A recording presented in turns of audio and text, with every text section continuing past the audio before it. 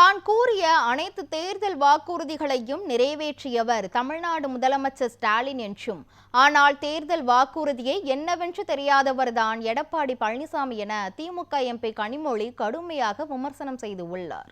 கரூர் மாவட்டம் குளித்தலை பேருந்து நிலையத்தில் குளித்தலை சட்டமன்ற தொகுதி திமுக வேட்பாளர் சூரியனூர் சந்திரனை ஆதரித்து திமுக எம்பி கனிமொழி தேர்தல் பரப்புரை மேற்கொண்டார்.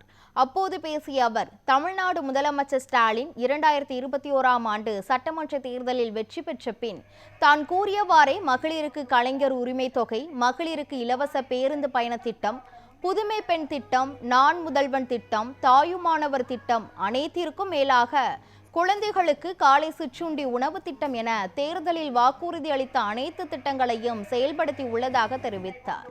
ஆனால் 2016ஆம் ஆண்டு தேர்தலில் அதிமுக தேர்தல் அறிக்கையில் அனைத்து குடும்ப அட்டைதாரர்களுக்கும் கைபேசி அளிக்கப்படும் என்று கூறினார்கள்.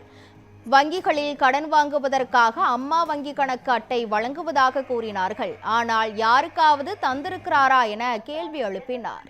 மத்திய அரசு தமிழகத்திற்கான நிதியை வழங்காமல் தமிழகத்திற்கு எதிராக செயல்படுவதாக கூறிய அவர், இந்த தேர்தல் தமிழ்நாட்டிற்கு என்டிஏ கூட்டணிக்குமான தேர்தல் என்றும் கூறினார். தொடர்ந்து கிருஷ்ணராயபுரம் கடைவீதி பகுதியில் கிருஷ்ணராயபுரம் சட்டமன்ற தொகுதி திமுக வேட்பாளர் டி.கே. ராஜாவிற்கும் எம்பி கனிமொழி வாக்கு சேகரித்தார்.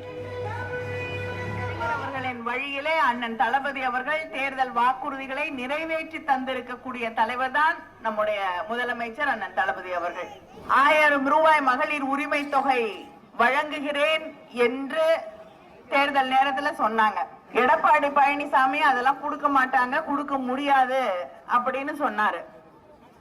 ஆனா தேர்தல் முடிஞ்ச உடனே அதை நிறைவேற்றி காட்டிய முதலமைச்சர் நம்முடைய அண்ணன் தளபதி அவர்கள். அனைத்து குடும்ப அட்டைதாரர்களுக்கும் கைபேசி செல்போன் விலையின்றி வழங்கப்படும். யாராவது வாங்குறீங்களா? உங்களுக்கு ஞாபகமாக இருக்கா சொன்னாங்கன்னு? இல்ல. அதனால தேர்தல் வாக்குறுதிய முழுமையா நிறைவேற்றாத பெருமை யாருக்கு இருக்கு? எடப்பாடி பழனிசாமிக்கு.